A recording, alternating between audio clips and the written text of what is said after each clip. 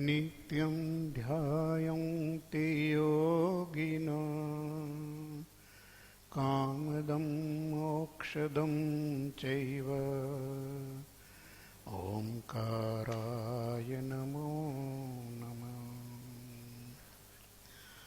अर्हन्तो मङ्गलं नित्यं सिद्धा जगति मङ्गलं मङ्गलं साधव सर्वे जैन धर्मोस्तु मङ्गलम्। मङ्गलं देव सर्वज्ञं निर्ग्रन्थो गुरुमङ्गलं मङ्गलं वीतरागश्रुत जैन धर्मोस्तु मङ्गलम्। मङ्गलं भगवान् वीरो मङ्गलं गौतम प्रभु मङ्गलं स्थूलिभद्राद्या जैन धर्मोस्तु मङ्गलम्। महादेव्या कोक्षिरत्नं शब्दजितरवात्मजं राजचन्द्रमहं वन्दे तत्त्वलोचनदायकं प्रभु तत्त्वलोचनदायकम्।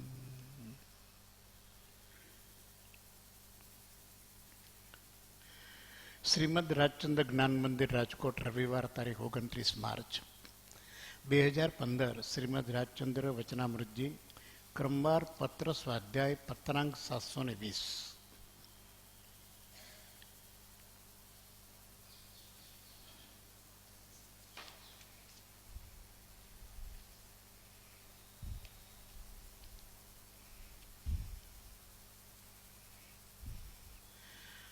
નડિયાદ આસોવદ બારસ સોમવાર 1952। શિરછત્ર પિતાશ્રીજી, આપનું પત્તું આજે પહોંચ્યું છે। આપને પ્રતાપે અત્રે સુખવૃત્તિ છે। મુંબઈથી આ બાજુ આવવામાં ફક્ત નિવૃત્તિનો હેતુ છે। શરીરની અડચણથી આ તરફ આવવું થયેલું તેમ નથી। આપની કૃપાથી શરીર સારું રહે છે। મુંબઈમાં રોગના ઉપદ્રવને લીધે આપની તથા રેવાશંકરભાઈની આજ્ઞા થવાથી આ તરફ વિશેષ સ્થિરતા કરી અને તે સ્થિરતામાં આત્માને નિવૃત્તિ વિશેષ કરી રહી છે। હાલ મુંબઈમાં રોગની શાંતિ ઘણી થઈ ગઈ છે।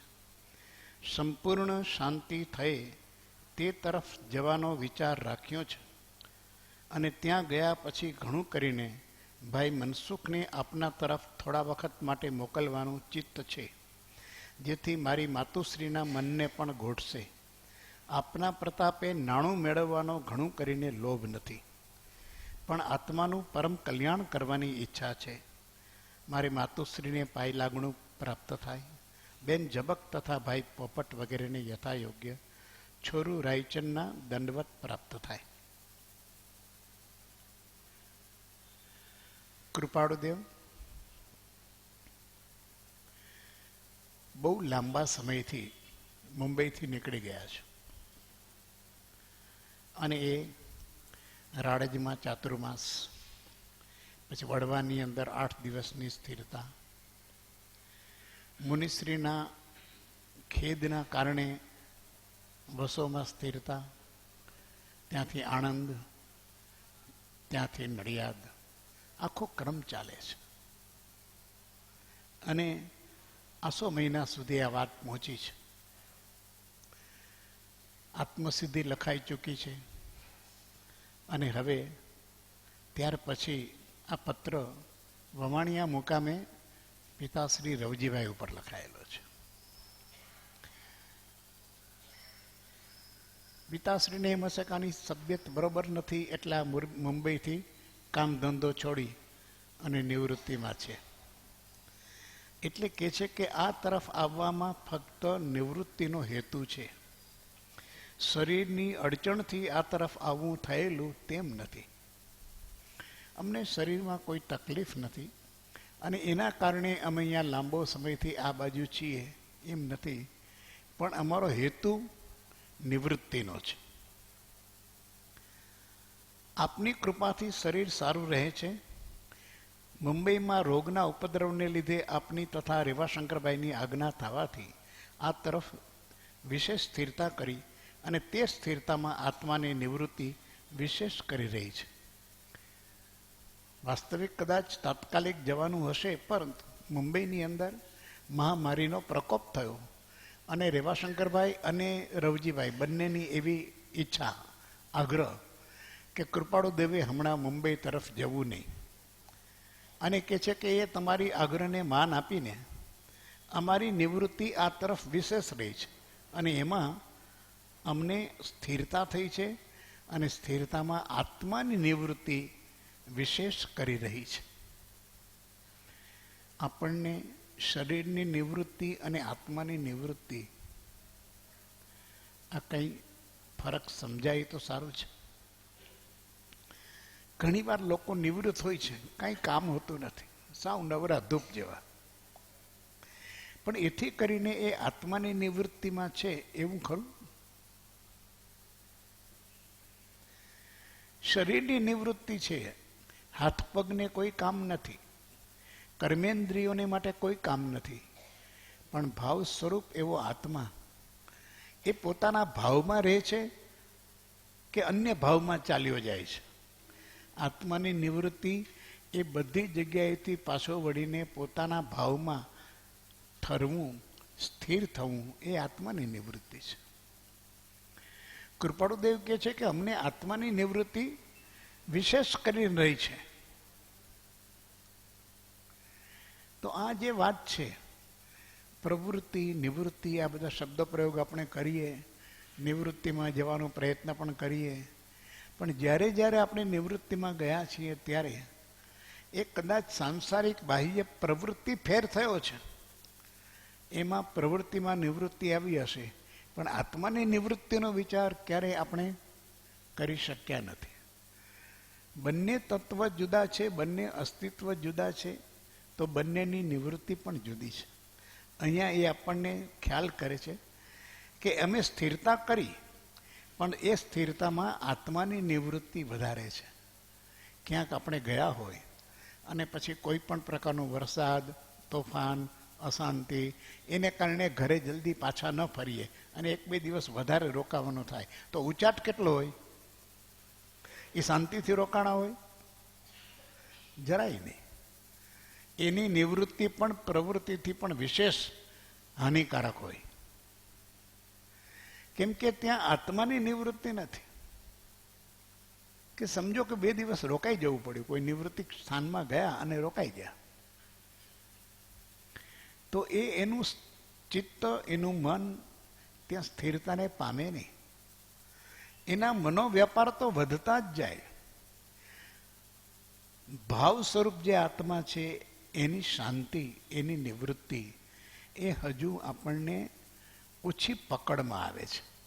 એટલે કૃપાળુદેવ જે કહે છે કે અમારી સ્થિરતામાં આત્માની નિવૃત્તિ વિશેષ કરી રહી છે, અને મુંબઈમાં હવે રોગની શાંતિ થઈ છે એટલે અમે ત્યાં જઈશું અને મનસુખને પણ વવાણિયા રવાના કરીશું. કેમ કે ઘણો લાંબો સમય બહાર હતા, એટલે ભાઈ મનસુખ કૃપાળુદેવ વતી પેઢીની અંદર બેઠા હતા. તો કહે છે કે એને પછી એક સરસ વાક્ય લખે છે, આપના પ્રતાપે નાણું મેળવવાનો ઘણું કરીને લોભ નથી.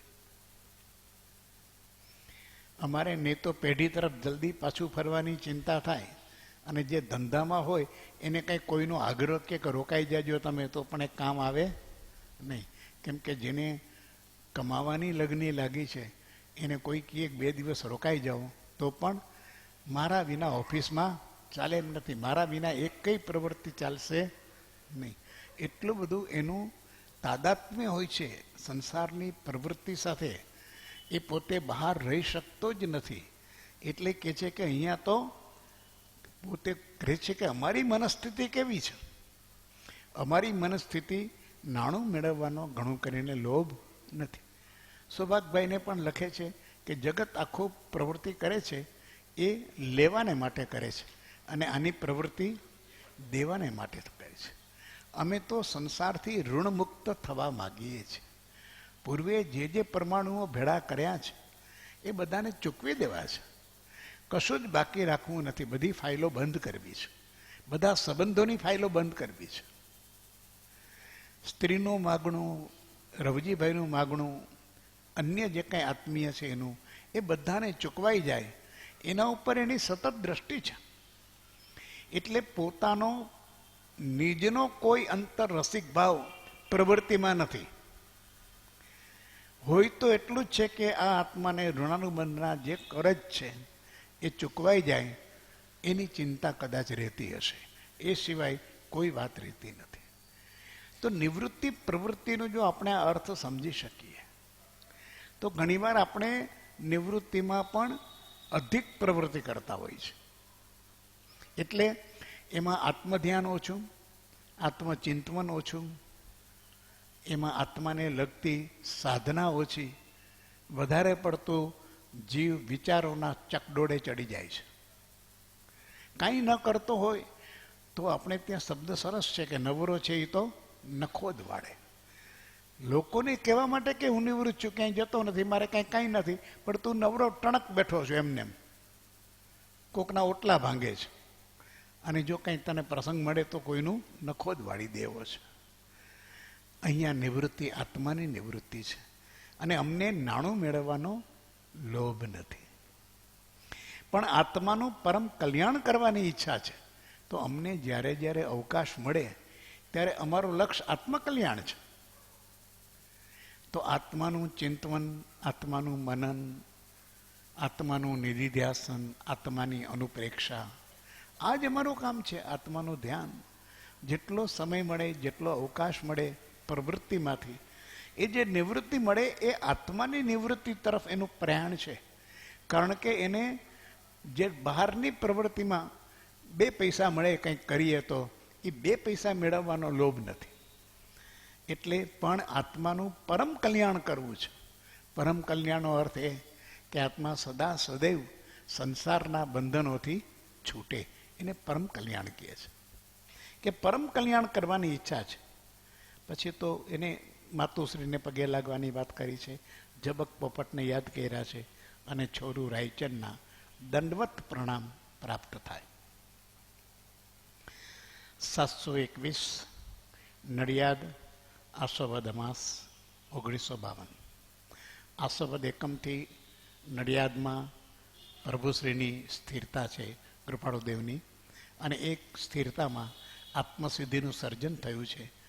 ત્યાર પછી એ જ આખા વિચારો આત્મસિદ્ધિના કોપીઓ થાય છે, લખાય છે, મોકલાય છે, સૂચનાઓ અપાય છે અને પોતાનું ચિંતન ચાલે છે. અંબાલાલ સાથે પણ એ ચાલે છે. એટલે અંબાલાલ પાછા એના અર્થ લખવાનો પ્રયત્ન કરે છે. બધા એ આખી પ્રક્રિયા નડિયાદમાં ચાલ્યા જ કરે છે.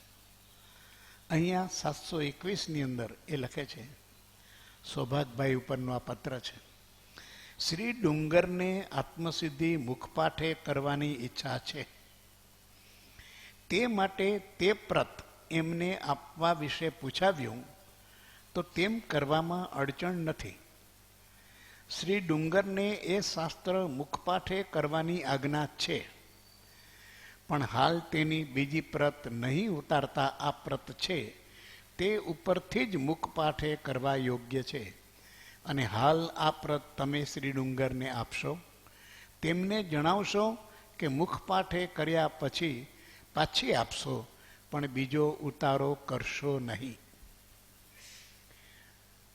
719ની અંદર આ વાત બની હતી પ્રભુશ્રી અને દેવકર્ણજી માટે.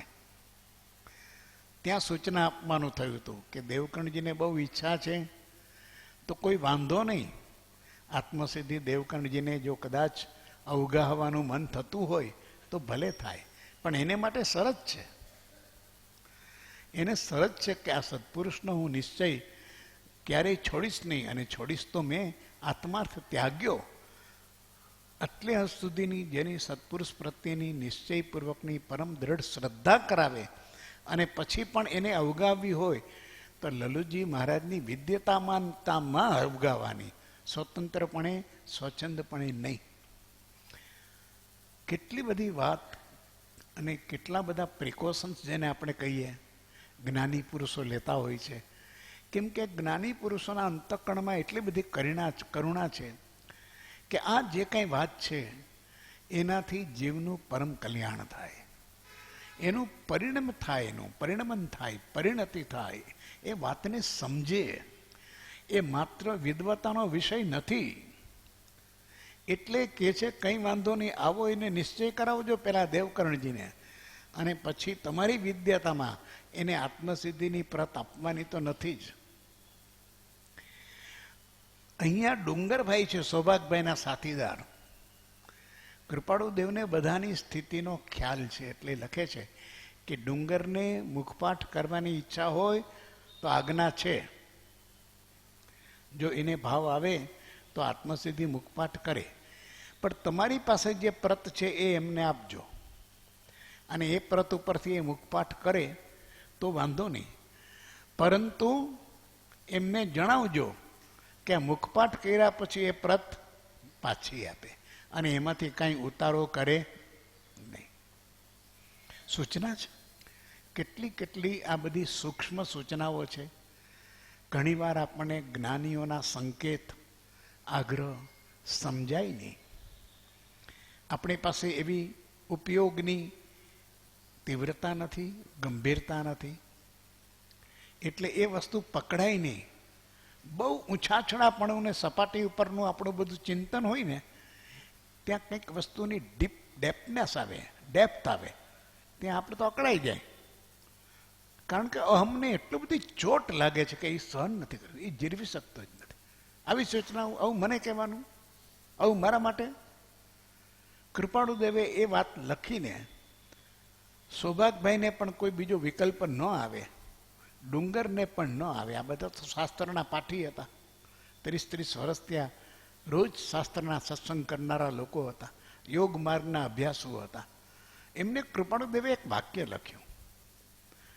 એ વાક્ય હવે પછીનું છે એવું પરમાર્થ માર્ગની અંદર ગુપ્ત રહસ્યનું એ સૈદ્ધાંતિક વાક્ય છે, જો સમજાય તો.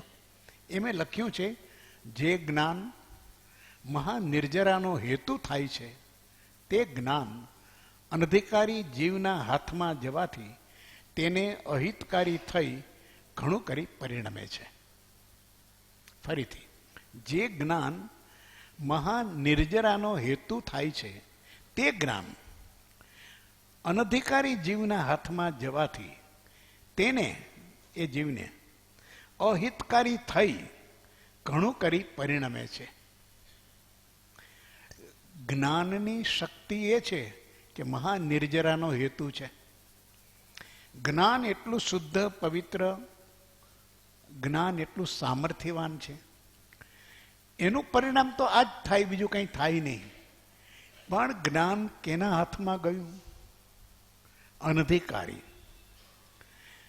આટલું ઝીલવાની હજુ જેને અધિકાર, પાત્રતા, યોગ્યતા, ક્ષમતા નથી, એના હાથમાં આવું મહાન જ્ઞાન આવી ગયું. જે નિર્જરાનો હેતુ એવું જ્ઞાન એની પાસે આવી ગયું. તો એ આવી જવાથી તેને અહિતકારી થઈ ઘણું કરી પરિણમે છે. એના હાથમાં, વાંદરાના હાથમાં કિંમતી રત્ન આવે તો શું થાય? એવી સ્થિતિ થાય છે. એને એની ઓળખાણ નથી. ભરવાડના હાથમાં ચિંતામણી રત્ન આવે તો એ તો બકરીની ડોકે બાંધે.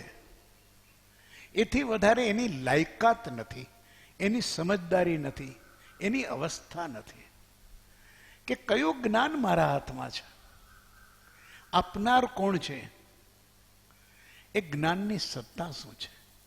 સાક્ષાત પરમાત્મા સ્વરૂપ પુરુષે અનંત જ્ઞાનીઓના નિશ્ચયરૂપ જે બોધ આપ્યો છે, જે મહાન નિર્જરાનો હેતુ છે, જો તું આ સીધી રીતે એને વાંચ, એનું મનન ચિંતન અને નિધિધ્યાસન અનુપ્રેક્ષા કર, તો આ જ્ઞાન હિતકારી થઈને તને મહાનિર્જરાનું કારણ થશે, મોક્ષ પદનું કારણ થશે.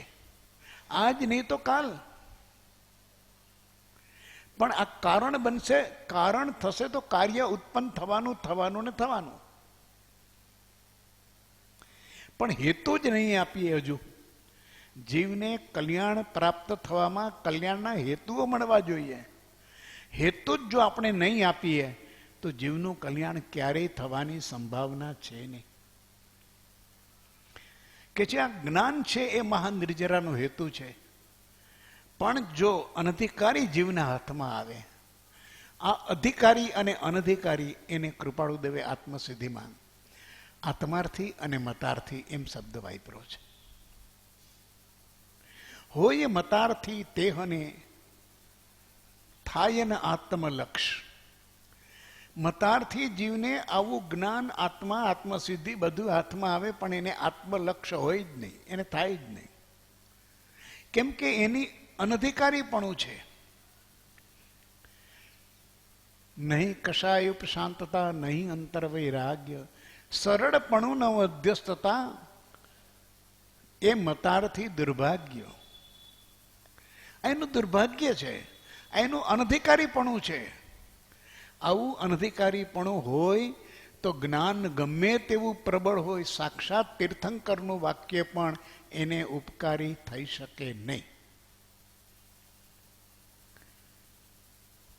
એટલી ગંભીરતા જ્યારે સમજમાં આવે છે ત્યારે જ્ઞાનીના વચનની જીવને ગાંભીર્ય પકડાય છે. અર્થ ગાંભીર્ય પકડાતું નથી. નહીં તો ગ્રંથ હાથમાં છે બહુ ઉત્કૃષ્ટ, પણ ગ્રંથનું ગાંભીર્ય એ પોતાની કયા પ્રકારની વૈચારિક સ્થિતિ છે, કયો હેતુ છે, કંઈક કરવાની કંઈ ભાવના છે, કામ એક આત્માર્થનું, બીજો નહીં મનરોગ, માત્ર મોક્ષ અભિલાષ, આવી પ્રકારના જે લક્ષણો આત્માર્થીના કયા છે, કશાયની ઉપશાંતતા, માત્ર મોક્ષ અભિલાષ, ભવે ખેદ, અંતરદયા. જેને આવો ભવનો ખેદ છે કે હવે આ પરિભ્રમણ જોઈતું નથી, આ ગતિના આવાગમન હવે માન્ય નથી, આ બધાનો સાર સમજાઈ ગયો છે કે આ કેવળ સંસાર એકાંતે શોકરૂપ અને દુઃખરૂપ જ છે. આવું બહુ નિશ્ચયમાં, શ્રદ્ધામાં આવી ગયું છે. તો હવે તો એક જ લક્ષ્ય બંધાય છે કે આ સંસારના પરિભ્રમણથી નિવૃત્તિ કેમ થાય, અથવા તો મારું આ પરિભ્રમણ સમાપ્તતાને કેમ પામે.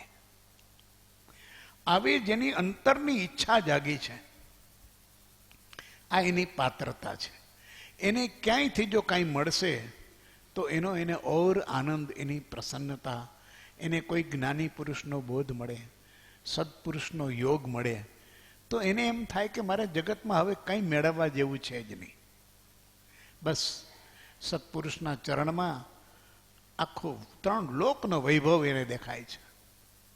જ્ઞાની પુરુષના ચરણમાં આખું 3 લોકનો વૈભવ છે. એ તુચ્છ છે, આવું એને પોતાને વેદન થાય છે. આ એની પોતાની અધિકારપણું છે. જેવું પ્રકારનું જ્ઞાન છે એવા પ્રકારનું આપણને અધિકારપણું આપણું છે. તો જ્ઞાનની બહુ ચર્ચા કરવી અને બહુ વિદ્વતાને ડાપણ કરવા કરતા પેલા વિચાર કરવો જોઈએ કે એ અધિકારપણું આપણામાં પ્રાપ્ત થાય. પરમ કૃપાળુદેવનું જ્ઞાન બોધ મળે અને અમે બોધને પચાવી શકીએ, ઝીલી શકીએ. અમારા આત્માની અંદર અમારી વૃત્તિઓનું રૂપાંતર થાય. અનાદિના જે સંસ્કારો વગેરે છે, જે અમારા લક્ષ્યની બહાર છે, એ પકડાય અમને. અમારા દોષોનું અમને ભાન થાય. અમારો અહમભાવ નબળો પડે અને અમે પરમાત્માના એક અનુયાયી થઈ અને એના માર્ગે ચાલવાનું અમને બળ પ્રાપ્ત થાય. આ જો ન હોય તો આ કે છે એને અહિતકારી થશે. અહિતકારી કેમ થાય? પોતાની પાસે વાકચાતુર્ય છે, પ્રભાવ છે પુણ્યનો, 2-5 માણસો સાંભળે છે અને 2-5 જણા એને ભાષણ કરવા બોલાવે છે. એટલે આને એમ થઈ જાય છે કે ઓહો, હું તો કેટલો મોટો અધિકારી થઈ ગયો ઉપદેશ દેવાનો. હવે એ અધિકારી ઉપદેશ કરવાનો થઈ ગયો અને એની પાસે આ જ્ઞાન આવે તો એ જ્ઞાનનો જે પ્રયોગ કરે, ઉપયોગ કરે, એમાં એનો અહમ વધે કે એનો આત્માર્થપણું વધે? અહમ વધે. દેવકર્ણજીને એટલા માટે કહેતા હતા અહમ વધે છે. આ બધા શાસ્ત્રો અત્યારે અહિતકારી થઈ જાય છે. જીવને અંતરતા ભાવ રહેતો નથી. જેમ પેલા આચાર્ય યશોવિજયજી મહારાજે આપણને સાગોડિયાની અંદર કહ્યું હતું કે ઘણીવાર એમ થાય, એને તો ઓલા પેલા ફિઝિયોથેરાપી કરવા વાળો આવ્યો તો એને પૂછ્યું કે સાહેબ વ્યાખ્યાન કરીને આવો છો તો શું ભાવ થાય છે? તો કે જરા એમ થાય કે આજ જરા બહુ સરસ મજા આવી, બધાને આમ કર્યું તેમ. પોતે જ કહ્યું બધાને બહુ મજા આવી, બાકી બધાને પૂછવાનું તેને કઈ પાસે એટલી તો એનામાં નમ્રતા છે જ નહીં. કેમ કે એ વિરોધ મત સાંભળવાની, સમજવાની, પચાવવાની શક્તિ જોઈએ ને. એમ જ કે બધાને આમ, બસ બધા આમ જ કહે છે, એ આવું વતી પોતે બોલે. મહારાજ સાહેબે સરસ કીધું કે મેં તો એને કીધું કે આ સરસ વ્યાખ્યાન ગયું હોય સરસ રીતે, તો મને જરાક એમ થાય કે આજનું વ્યાખ્યાન બહુ સારું થયું. તો પેલો પગચંપી વાળો કે સાહેબ આટલામાં શું કામ અહમ કરો છો? 10-15 હજાર જણા હજી તમારી વાતને સ્વીકારી લે તો બરોબર છે, આ ઉપર તો 100-150 જણા હતા, વધારે હતા નહીં. કે તો તમારું અહંકારનું કદ આટલું નાનું કેમ? પ્રશ્ન એ કર્યો કે તમે આટલા નાના અહંકારમાં 5-25 જણા ભેગા થયા અને એની અંદર કદાચ તમારું સરસ થઈ ગયું તો એની અંદર આપણો અહંકાર પણ જરા એનું સ્ટેટસ તો હોવું જોઈએ ને. આવી નાની વાતમાંથી આચાર્ય શ્રી બહુ સરસ કહ્યું હતું કે જ્યારે જ્યારે મનની અંદર ભાવ આવે ત્યારે હું તો કે મારા ગુરુ પાસેથી એ શીખું છું કે એવો ભાવ થાય એટલે વ્યાખ્યાન બંધ કરી દેવાનું. એને કોઈ સમય સાથે બંધન છે જ નહીં કે નહીં હવે આપણું પરિણમન છે એ વિપરીત થાય છે, હવે નથી કરવું વ્યાખ્યાન. કેમ કે જ્ઞાન આપણને ઉપકારી થતું નથી. સરસ એ જ વાત કૃપાળુ દેવે 755 પત્રની અંદર એક સેજ ઉલ્લેખ કર્યો છે. એમાં કહ્યું છે અપાત્ર શ્રોતાને દ્રવ્યનું યોગાદી ભાવ ઉપદેશવાથી નાસ્તિકાદી ભાવો ઉત્પન્ન થવાનો વખત આવે છે અથવા શુષ્ક જ્ઞાની થવાનો વખત આવે છે. ફરી, અપાત્ર શ્રોતાને દ્રવ્યનું યોગ આદિ ભાવ ઉપદેશવાથી નાસ્તિકાદી ભાવો ઉત્પન્ન થવાનો વખત આવે છે એક, અથવા શુષ્ક જ્ઞાની થવાનો વખત આવે છે. જો શ્રોતા અધિકારી નથી, પેલું વક્તા અધિકારી નથી, હવે શ્રોતા અધિકારી નથી અને એને ઉપદેશ વાત કયું દ્રવ્યાનુયોગ, સર્વભાવથી વિરામ પામવાનું ફળ તે દ્રવ્યાનુયોગ છે. હે આર્ય, બહુ કઠિન છે. ન્યાયાધીશ ધારસીભાઈને કૃપાળુદેવે એ પત્ર લખ્યો છે. દ્રવ્યાનુયોગનું ફળ શું? તો સર્વભાવથી વિરામ થવું. એની બદલે આ બધા વિભાવો તો એના પ્રબળ થયા, વિકારો પ્રબળ થયા.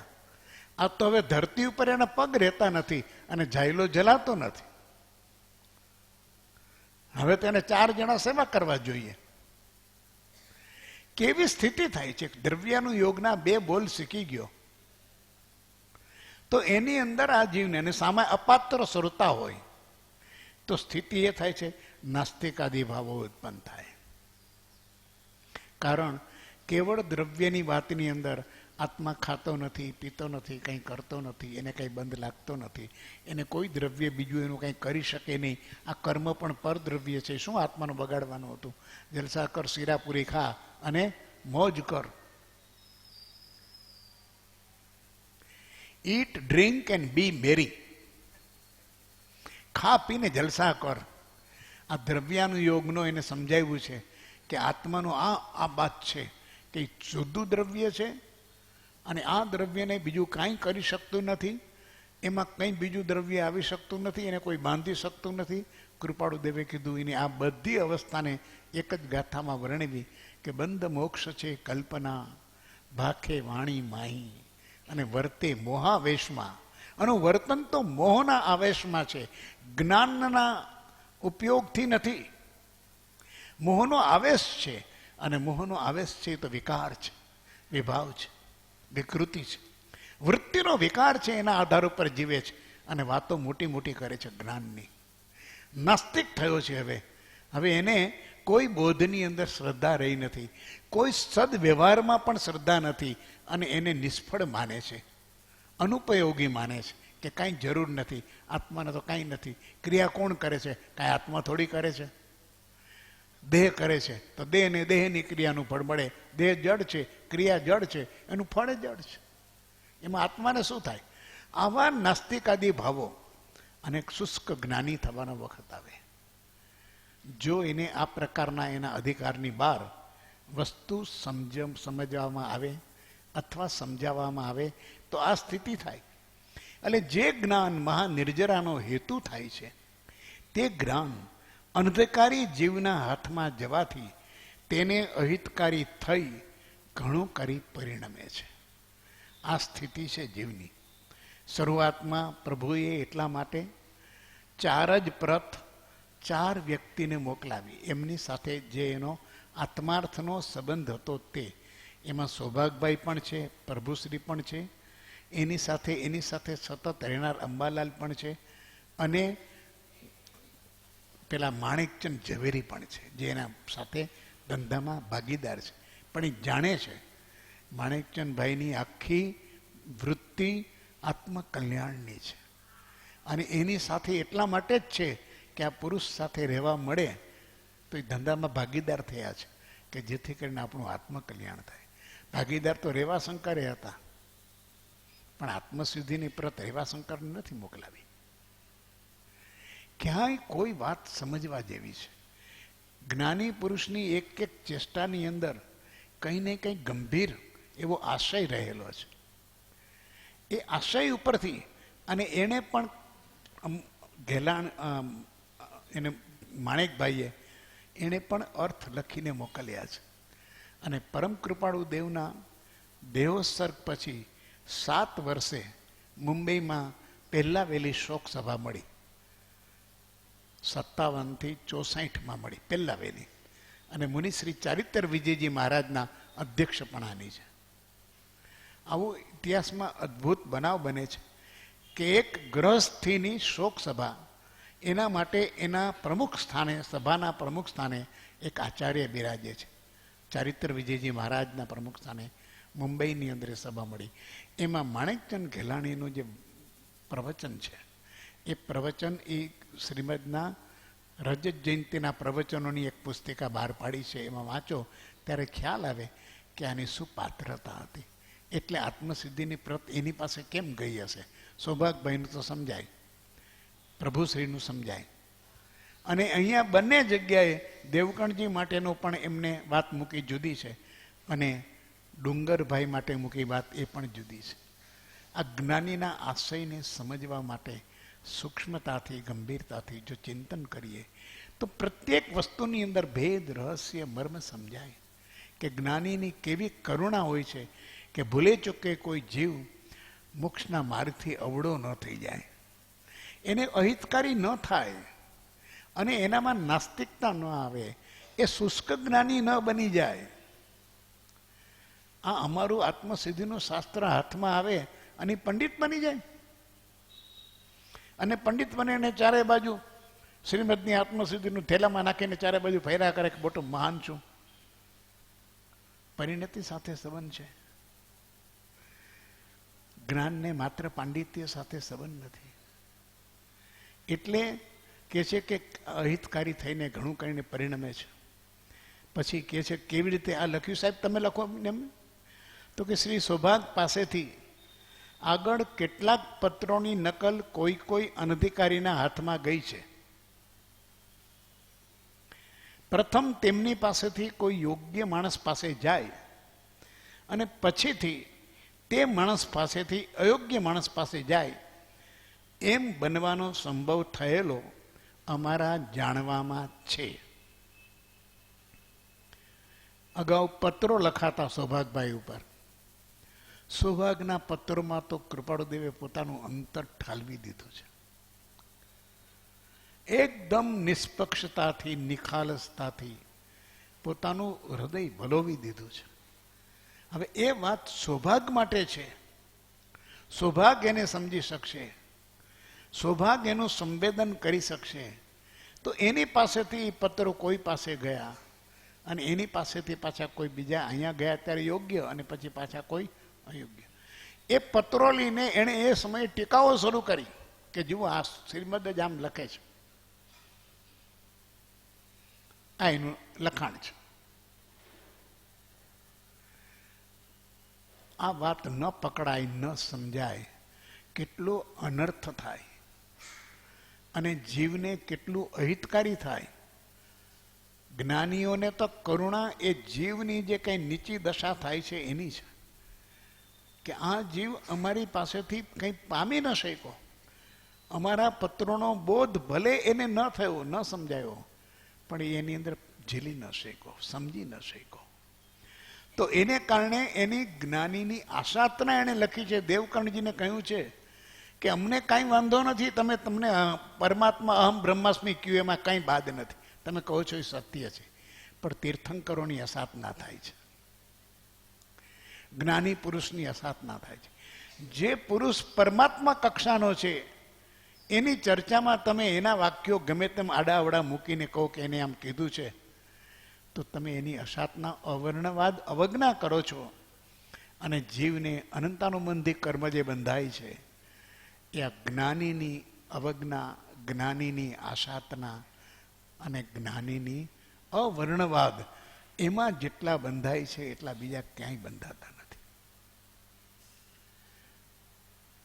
તીર્થંકરોની અસાધના, ગુરુઓની અસાધના.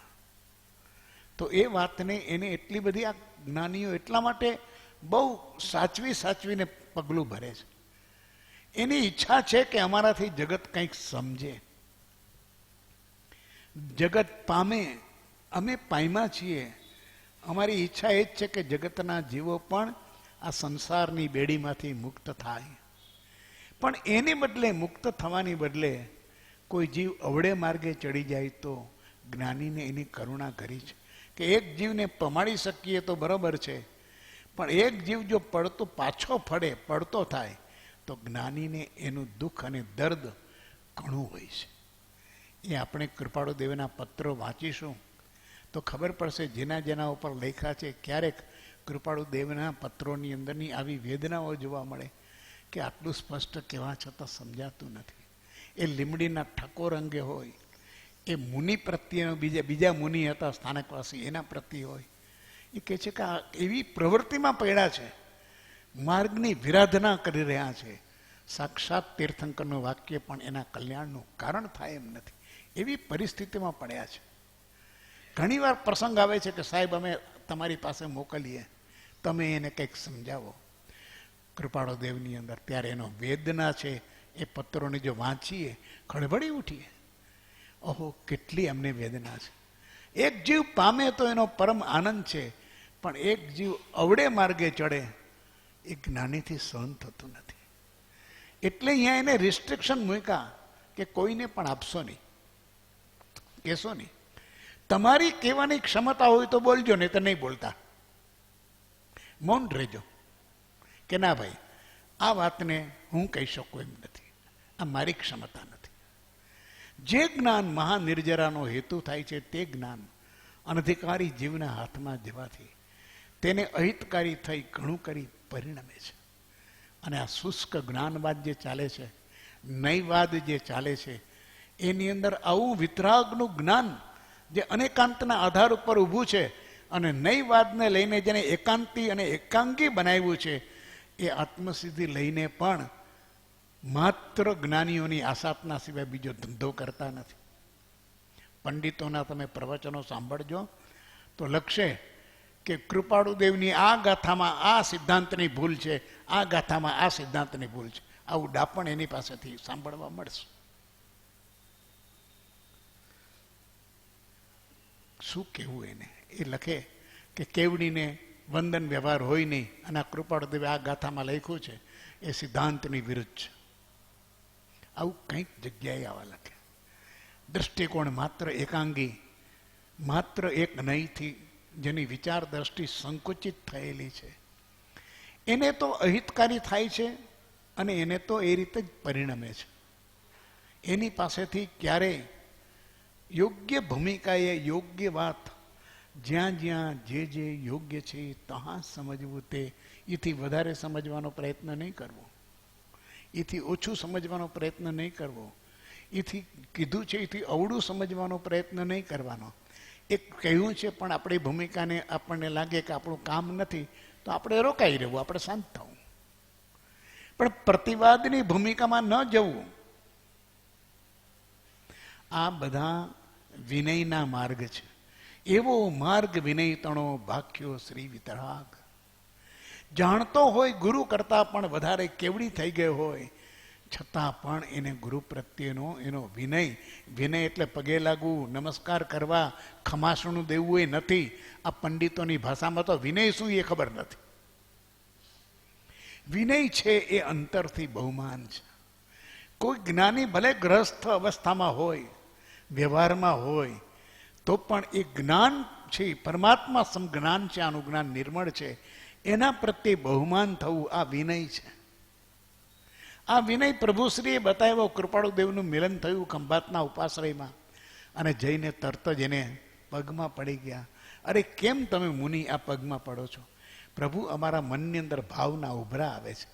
તમે અમારા પરમ પિતા હો અને મેં આ અમારા રખડતા સંસારમાંથી તમે બચાવી શકો એવા સામર્થ્યવાન છો. પેલી જ વરમૈડા છે અને પેલો તો વેપારી વેશમાં છે. 21 વર્ષની ઉંમર છે, પરિણિત થયાને 1 જ વર્ષ થયું છે અને મુંબઈમાં એમનો ધંધો ચાલે છે, મોતી વેપારનો, રત્ન વેપારનો. છતાં મુનિશ્રીને આ ભાવ આવે છે.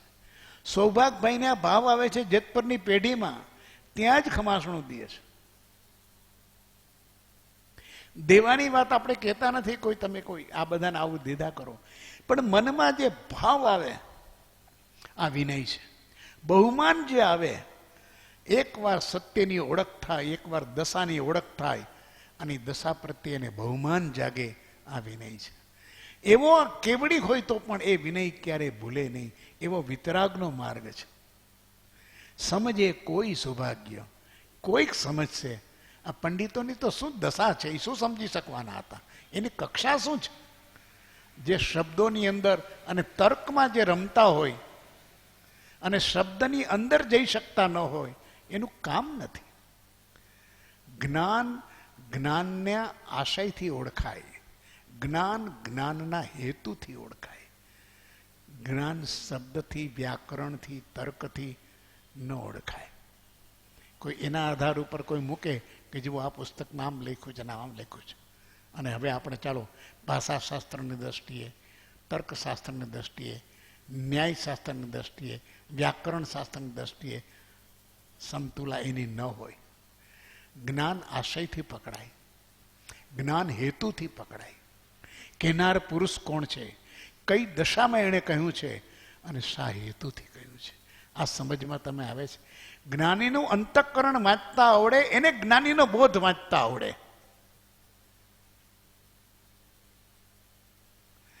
એના વચન વાંચવા એટલા સહેલા ન થાય જ્યાં સુધી એનું હૃદય વંચાવવું જોઈએ કે કેવા હૃદયથી આ વાત કરે છે.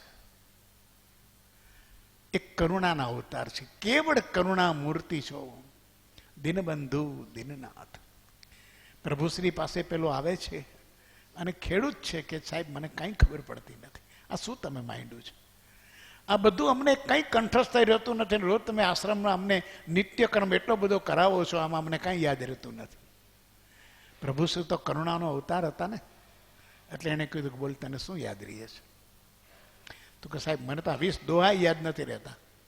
કાંઈ વાંધો નહીં, એમાંથી તને કાંઈક સમજાણું? તો કાંઈ એટલું કહ્યું કે કેવળ કરુણા મૂર્તિ છો, દિનબંધુ દિનનાથ. બસ તારે 20 દોરા પૂરા વાંચવાની જરૂર નથી અને તારે બીજો કોઈ ક્રમ કરવાની જરૂર નથી.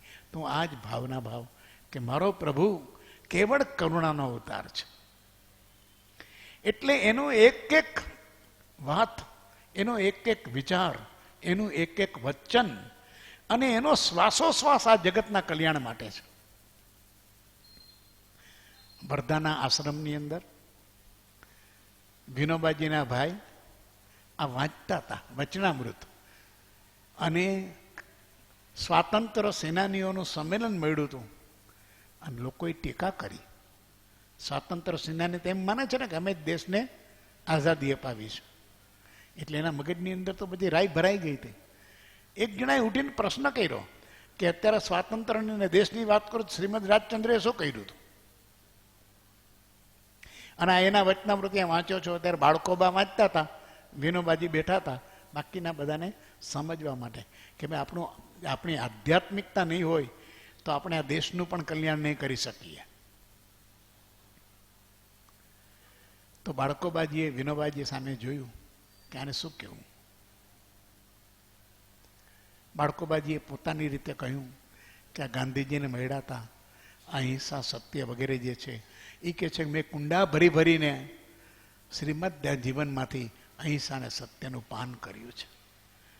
તો જે આપણી સ્વાતંત્ર્ય સેનાનીનો જે નેતા છે એણે તો કહે છે કે મેં મારા ઉપર ઘણા લોકોએ અસર કરી છે, રસ્કિન અને ટોલ્સ્ટોયની અસર પણ છે, પણ રાયચંદભાઈની અસર સૌથી ચડિયાતી છે.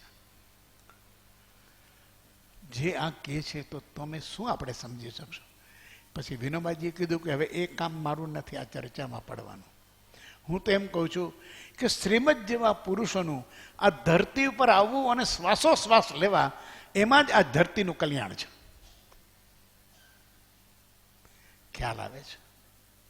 આવા પરમ પુરુષ એ માત્ર આપણી વચ્ચે આવ્યા અને એને શ્વાસોશ્વાસ લીધા અને એની બધો જ કર્મનો બોજ એને આ ધરતી ઉપર વિદારી નાખ્યો, કર્મ વિદારી નાખ્યા અને મુક્ત આત્મા થઈને ચાલ્યા ગયા. એ પરમાણુઓ જ આપણું પોતાનું મોટું જબરજસ્ત સંપત્તિ છે, આપણું સૌભાગ્ય છે. તો જ્ઞાની પુરુષની ઓળખાણ કે બસ કરુણા મૂર્તિ છે, આવો તને ભાવ હોય તો તું એના બધા જ વચનોનો મર્મ પામી ગયો. જા, તારે હવે કાંઈ કરવાની જરૂર નથી.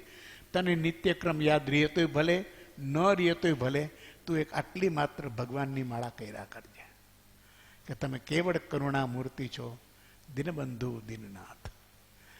કેવો અદ્ભુત જ્ઞાનીઓ તો આમાંથી મર્મ પકડાવીને જીવોનું કલ્યાણ કરાવી દે છે.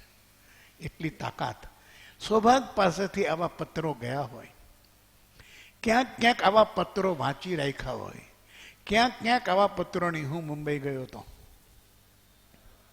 વાલકેશ્વરમાં એક જગ્યાએ જવાનું થયું હતું અને બરોબર ત્યારે વાલકેશ્વરની તીનબત્તી પાસેના ઉપાશ્રયની અંદર સ્થાનકવાસીના ઉપાશ્રય કૃપાળુદેવનો પત્ર 27મો હતો. એની ઝેરોક્સ કોપી કરાવીને તેથી કોઈ ગ્રહસ્થે પ્રભાવના કરી હતી કે કેવો નાસ્તિક આ દુનિયામાં પોતાનો મહાવીર કેવડાવે છે.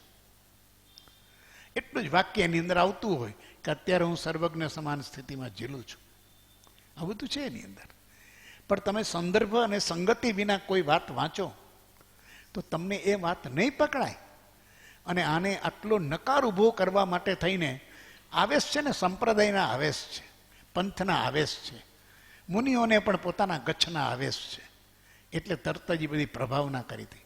અને જેના ઘરે હું ગયો હતો એટલે એને કીધું કે મારા દીકરાની બહુ આજ ગઈ હતી, એને બોલાવી અને કીધું કે તું આ શું શ્રીમદ વિશે સમજીને આવી? એટલે ઓલી આ કાગળ કાઢ્યો એના પર્સમાંથી. મેં કીધું આજ મળ્યું તમને આખા શ્રીમદના વચનામૃતમાંથી તમારા ગુરુને, તમારી ગોરાણીને બીજું કાંઈ સમજાણું નહીં? શ્રીમદે આટલા પત્રો લખ્યા છે આત્મકલ્યાણના, એમાં તમારી ગોરાણીને બીજું કાંઈ ન મળ્યું કે તમે આ કાઢ્યું?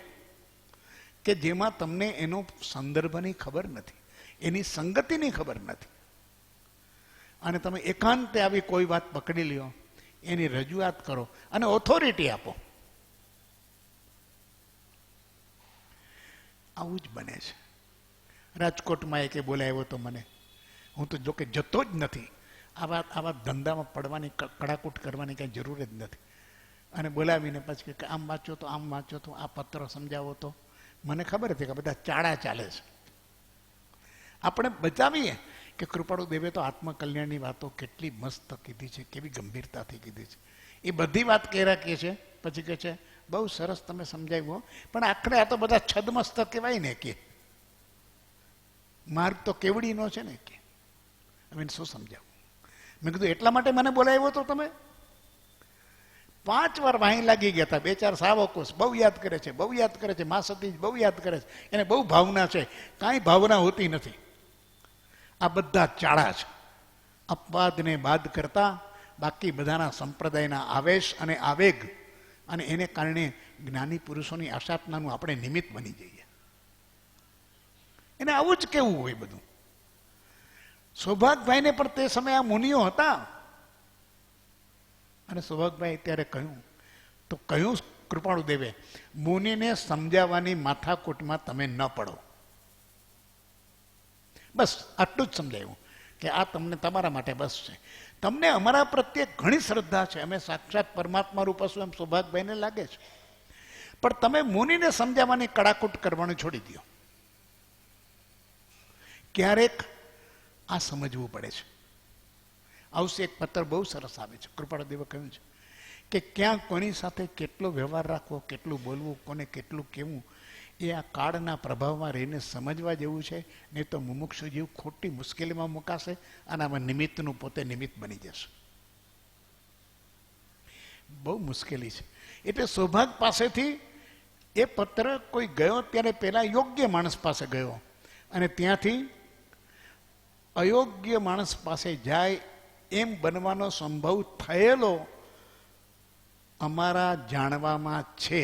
એટલે એમને આ વાક્ય લખ્યું નથી, આધારથી લખે છે. આ જ્ઞાની પુરુષ એ લખે ત્યારે કોઈ વાત, કેમ કે આ સૌભાગને લખવી છે, અને એમાં કહેવું કે અનધિકારીના હાથમાં ન જવું જોઈએ, આવું લખવું સૌભાગભાઈને કૃપાળુદેવે કેટલી વિચારપૂર્વક એ વાક્ય મૂક્યું હશે. એટલે કે છે કે અમારા જાણવામાં છે, આત્મસિદ્ધિ સંબંધમાં તમારા બંનેમાંથી કોઈએ આજ્ઞા ઉપરાંત વર્તવું યોગ્ય નથી. આત્મસિદ્ધિમાં અમે તમને બંનેને કહી છે. ડુંગરને પણ કહ્યું છે કે એને પ્રત આપવી, પણ ઉતારો કરવો નહીં, અને પ્રત તમારે પાછી મેળવી લેવી. લઘુરાજ સ્વામીને કહ્યું છે કે દેવકણજીને એને અવગાહના કરવી હોય તો છૂટ છે, પણ તમારી વિદ્યમાનતામાં થવી જોઈએ, પણ ત્યાર પહેલાં એની પાસે આ નિશ્ચય થવો જોઈએ. સત્પુરુષની આજ્ઞામાં વર્તવાનો નિશ્ચય થવો જોઈએ.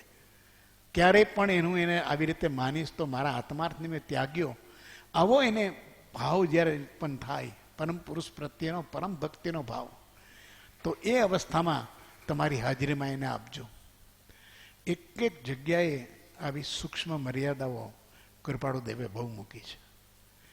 જેમ જેમ આપણો વ્યાપાર થતો જાય છે, વિસ્તાર થતો જાય છે, તેમ આપણે આ બધા રહસ્યોથી દૂર થતા જઈએ છીએ, આ ગંભીરતાથી દૂર થતા જાય છે.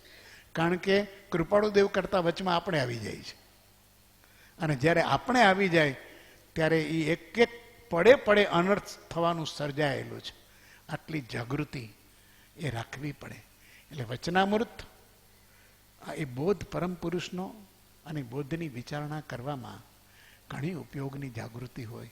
જો ન રહીએ તો પાછળથી પણ ઘણીવાર પસ્તાવો કરવો પડે કે આમ કેમ કહેવાયું, આમ કેમ કહ્યું, શું કામ વિચાર ન કર્યો, ન કીધું હોત તો ન ચાલત થાય. પણ આપણી એટલી હજુ અપાત્રતા છે. હજી આપણે એ પુરુષના સાનિધ્યમાં હોત તો આપણને એમ થાત કે કંઈક આપણને મળે. આપણી અપાત્રતા છે. ઠીક છે, જે છે એના આધાર ઉપર. પણ અત્યારે તો કહે છે કે આજ્ઞા ઉપરાંત વર્તવું યોગ્ય નથી. આવું સ્પષ્ટ કોને? ધુરંધર, જેના આધાર ઉપર આત્મસિદ્ધિ લખાણી સૌભાગ્યને માટે, એને જ કહે છે કે તમે કોઈએ આજ્ઞા ઉપરાંત વર્તવું આત્મસિદ્ધિ સંબંધમાં એ યોગ્ય નથી, એ તમે રાખજો. આટલી વાત કરે છે. આજે આપણે થોડાક વિશેષ એક સુધીરભાઈ આપણને આવતા અઠવાડિયાની અંદર મહત્ત્વના વિશેષ કાર્યક્રમો આપણા મંદિર સંબંધિત છે એમની સૂચનાઓ આપે છે. બરાબર, આપણે એ સૂચનાઓને લક્ષમાં લઈશું.